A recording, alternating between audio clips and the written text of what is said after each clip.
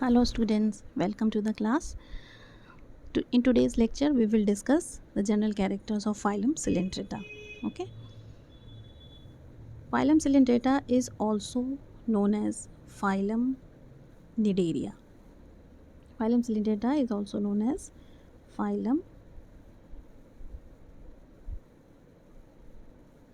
Cnidaria. Okay. Coelenterata is an old name और Cnidaria जो है this is a new name. ठीक है. तो जो फाइलम Coelenterata है इसी को अब फाइलम Cnidaria के नाम से जाना जाता है. ठीक. तो पहले फर्स्ट ऑफ ऑल हम ये जानने की कोशिश करेंगे कि why it is named as Coelenterata और why it is named as Cnidaria. Coelenterata word का मतलब होता है that the animals of this group have a single body cavity which is known as Coelentron. जो एनिमल्स इस group में आते हैं इनके बॉडी में एक सिंगल बॉडी कैविटी पाई जाती है जिसको कि Coelentron कहते हैं. And due to presence of this body cavity इनके मेंबर्स को क्या कहते हैं, Coelentrates कहा जाता है. ठीक है. Cnidaria इसलिए कहते हैं बिकॉज इनके जो मेंबर्स होते हैं इनमें कुछ स्पेशल टाइप की स्टिंगिंग सेल्स पाई जाती हैं जो निमेटोसिस्ट कहलाती हैं. ठीक है. इनमें निमेटोसिस्ट या स्पेशल स्टिंगिंग सेल्स पाई जाती हैं, इसलिए the members of this family are also known as Cnidaria.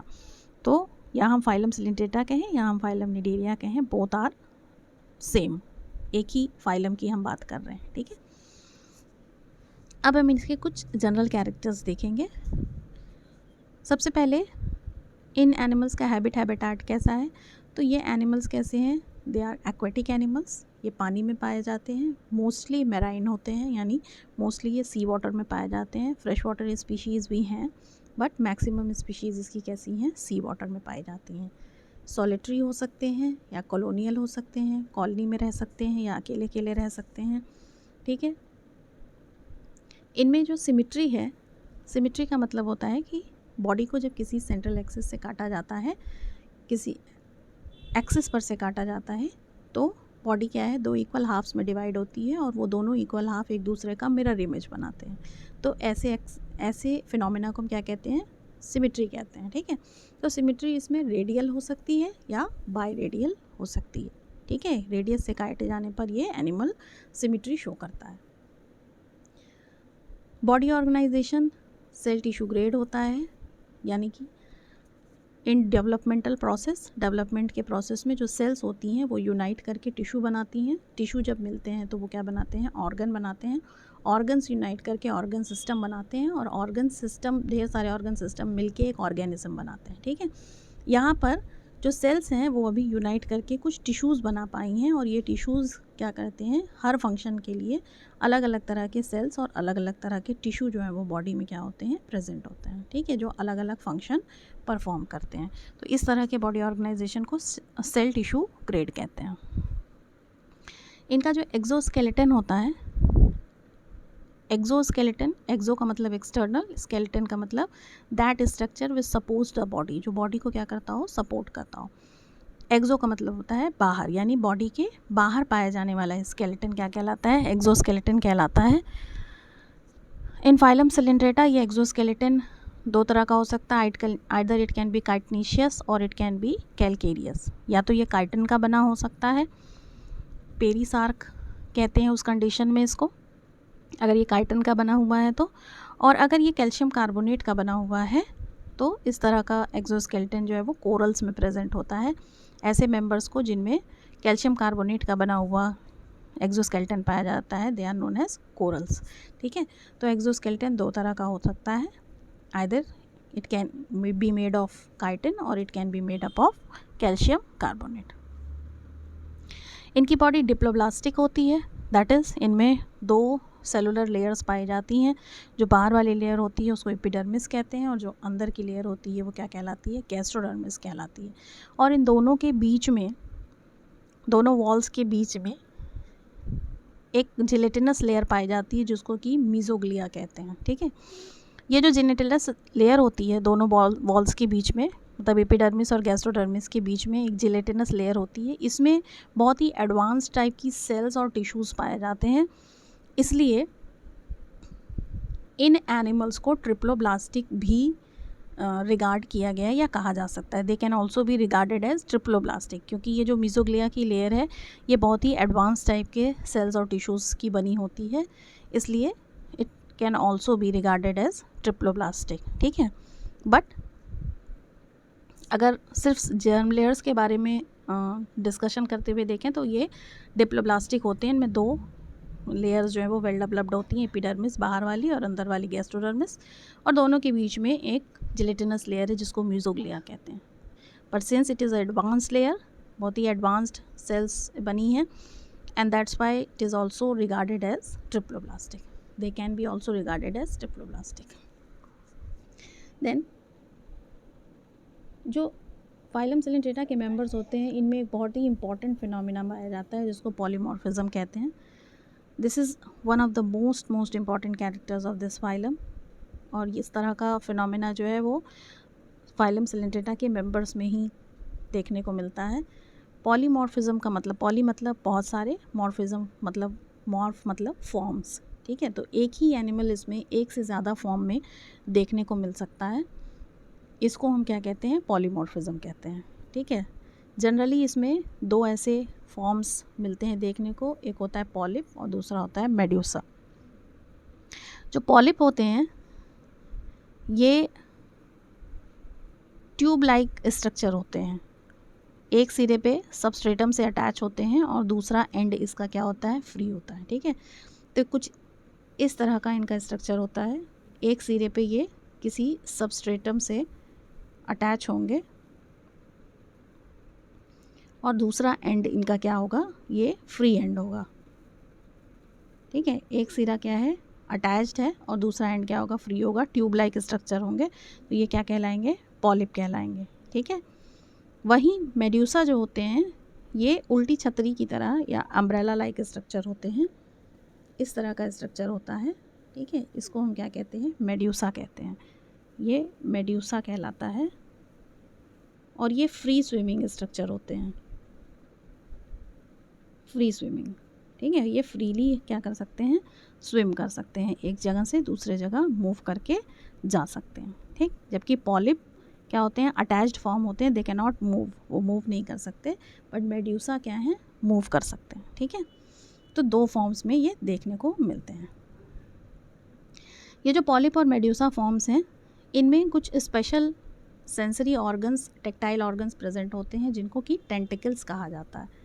ठीक है, ये टेंटिकल्स जो हैं वो पॉलिप में, ये अगर पॉलिप है तो इसका ये सिरा क्या है, अटैच्ड है, और ये एंड फ्री है। तो पॉलिप का जो फ्री एंड होता है वहाँ पे उस माउथ के चारों तरफ, ये इसका माउथ हो गया सेंट्रल में, ठीक है, और इसके चारों तरफ इस तरीके से टेंटिकल्स जो हैं वो क्या होते हैं, निकले होते हैं। ठीक है, तो माउथ के चारों तरफ टेंटिकल्स जो हैं वो प्रेजेंट होते हैं इन पॉलिप्स। ठीक है, वहीं पर अगर ये मेड्यूसा फॉर्म होगा तो मेड्यूसा फॉर्म में ये टेंटिकल्स कहाँ पाए जाएंगे, इस तरह का ये जो बेल स्ट्रक्चर है, ये जो बेल स्ट्रक्चर है, इसका ये जो मार्जिन है, ये मार्जिन जो है ये क्या कहलाता है, बेल मार्जिन कहलाता है। ठीक है, इसके इस बेल मार्जिन से इस तरीके से हैंगिंग स्ट्रक्चर निकले होते हैं, लटके हुए स्ट्रक्चर निकले होते हैं चारों तरफ, इसको हम क्या कहते हैं, इनको हम टेंटिकल्स कहते हैं। ठीक है, तो अगर पॉलीफॉर्म है तो उसका जो फ्री एंड होगा वहाँ पे माउथ प्रेजेंट होगा और माउथ के चारों तरफ टेंटिकल्स प्रेजेंट होंगे, और अगर मेड्यूसा फॉर्म होगा तो मेड्यूसा का जो बेल मार्जिन होगा, बेल मार्जिन से चारों तरफ हैंगिंग कंडीशन में क्या होंगे, टेंटिकल्स जो हैं वो निकले होंगे। ठीक है, जो कि इसके सेंसरी स्ट्रक्चर्स होते हैं। ठीक है, ये टेक्टाइल ऑर्गन होते हैं। देन कुछ इंपॉर्टेंट सिस्टम्स जो इसमें नहीं पाए जाते हैं या एब्सेंट होते हैं या वांटिंग होते हैं, they are circulatory system, excretory system, respiratory system. ये सिस्टम्स जो हैं वो क्या होते हैं, एब्सेंट होते हैं। सीलोम इसकी बॉडी में एब्सेंट होता है, ऑल्दो एक कैविटी प्रेजेंट होती है, सिंगल कैविटी बॉडी में प्रेजेंट होती है जिसको कि हम गैस्ट्रोवेस्कुलर कैविटी या सिलेंट्रॉन कहते हैं, बट सीलोम एब्सेंट होता है। What is the difference between coelom and cavity, ये आप मेरे पिछले लेक्चर में जाके सुन सकते हैं। सीलोम और कैविटी पे एक सेपरेट लेक्चर है, आप उसमें सुन के उसको आसानी से डिफ्रेंशिएट कर सकते हैं, ठीक है। तो ये कुछ सिस्टम्स जो है इसमें क्या है, एब्सेंट है। मस्कुलर सिस्टम में दो तरह की मसल्स पाई जाती हैं, लॉन्गिट्यूडनल और सर्कुलर। इसकी बॉडी में एक सिंगल कैविटी पाई जाती है जिसको कि गैस्ट्रोवेस्कुलर कैविटी या सिलेंट्रॉन कहते हैं, ठीक है। ये क्या कहलाती है, एक सिंगल बॉडी कैविटी पाई जाती है जो कि गैस्ट्रोवेस्कुलर कैविटी या सिलेंट्रॉन कहलाती है। पूरी बॉडी में ये सिंगल कैविटी पाई जाती है। डाइजेशन इसमें एक्स्ट्रा सेलुलर और इंट्रा सेलुलर दोनों तरीके का होता है। एक्स्ट्रा सेलुलर या इंट्रा सेलुलर कहने का मतलब होता है, जब हम इंट्रा सेलुलर कहते हैं that means digestion is within the cell, और जब हम एक्स्ट्रा सेलुलर कहते हैं that means digestion is outside the cell in some specialised track, किसी स्पेशलाइज्ड ट्रैक में डाइजेशन हो रहा है। सॉरी, ठीक है। तो दोनों तरह का डाइजेशन यहाँ पे प्रेजेंट हो सकता है। देन इसके बॉडी में कुछ स्पेशल टाइप के स्टिंगिंग सेल्स पाए जाते हैं जिनको निमेटोसिस्ट या निमेटोसाइट्स कहा जाता है। ये बहुत ही इम्पॉर्टेंट कैरेक्टर है इस फाइलम का, कि इस फाइलम के जो मेंबर्स होते हैं इनमें स्पेशल टाइप के स्टिंगिंग सेल्स पाए जाते हैं, सेल ऑर्गेनेल्स पाए जाते हैं जो कि निमेटोसाइट कहलाते हैं। ये फूड कैप्चर करने में, ऑफेंस डिफेंस में, और इसके अलावा बॉडी को किसी पर्टिकुलर सबस्ट्रेटम से या किसी पर्टिकुलर स्ट्रक्चर से चिपकाने में या एडहेशन में क्या करते हैं, हेल्प करते हैं, ठीक है। तो ये जो निमेटोसाइट्स हैं इनका फंक्शन क्या होता है, they help in adhesion as well as food capturing and offence and defence. Then nervous system बहुत ही प्रिमिटिव टाइप का है, सेंट्रल नर्वस सिस्टम तो नहीं पाया जाता है, एब्सेंट होता है। कुछ स्पेशलाइज्ड सेंसरी स्ट्रक्चर्स पाए जाते हैं इसमें, जैसे ऑसिली एंड स्टैटोसिस्ट। ऑसिली जो होते हैं ये फ़ोटो रिसेप्शन के लिए होते हैं, ठीक है, फ़ोटो रिसेप्शन के लिए होते हैं, यानी कि लाइट सेंसिटिव होते हैं। और स्टैटोसिस्ट जो होते हैं ये बैलेंस करने के लिए होते हैं, बैलेंसिंग ऑर्गन होते हैं ये, ठीक है, बॉडी को बैलेंस करने का काम करते हैं। जब एनिमल स्विम करता है, पानी में चलता है, तो ये बैलेंस मेंटेन करने का काम करते हैं। रिप्रोडक्शन एसेक्सुअल टाइप का अगर हो रहा है तो वो बडिंग और फिशन से होता है, ठीक है। और सेक्सुअल रिप्रोडक्शन अगर होगा तो वो गैमीट्स से होता है, दैट इज़ ओवा and sperms. Animal can be monoecious और डाइशियस हो सकता है। मोनोइशियस या डाइशियस कहने का मतलब होता है कि either male female sexes separate हो सकते हैं, मेल इंडिविजुअल अलग और फीमेल इंडिविजुअल अलग हो, या डाइशियस हो सकता है, यानी मेल फीमेल दोनों ही एक ही इंडिविजुअल में क्या हो, प्रेजेंट हो। तो दोनों ही कंडीशन हो सकती है, मोनोइशियस या डाइशियस, ठीक है। देन डेवलपमेंट जो है वो इंक्लूड करता है एक लार्वल स्टेज को जिसको प्लैनुला लार्वा कहते हैं। ये कैरेक्टरिस्टिक लार्वा होता है इस पर्टिकुलर फाइलम का, यानी इसी फाइलम में आपको ये लार्वा देखने को मिलेगा। और चूँकि इसका डेवलपमेंटल प्रोसेस जो है वो लार्वा इंक्लूड कर रहा है, इसलिए डेवलपमेंट कैसा होगा, इनडायरेक्ट होगा, इनडायरेक्ट डेवलपमेंट होता है which includes a larva known as planula larva, ठीक है। तो that's all about the general characters of phylum Coelenterata. इसमें 2-3 कैरेक्टर्स जो मोस्ट इम्पॉर्टेंट हैं इस फाइलम के, दैट इज़ सबसे पहले इस फाइलम के जो मेंबर्स होते हैं उनमें सिंगल बॉडी कैविटी पाई जाती है जिसको सिलेंट्रॉन या गैस्ट्रोवेस्कुलर कैविटी कहते हैं। इनमें स्पेशल टाइप की स्टिंगिंग सेल ऑर्गेनेल्स पाए जाते हैं जो नेमेटोसाइट्स कहलाते हैं। Then these animal show polymorphism, ये पॉलीमॉर्फिज्म शो करते हैं, और इनमें जनरली दो तरह के मॉर्फ पाए जाते हैं, that is polyps and medusa. Polyps are the stationary forms and medusa is mobile form, या इट कैन मूव, या फ्री स्विमिंग फॉर्म, ठीक है। देन इनके बॉडी में एक्सोस्केलेटन प्रेजेंट है,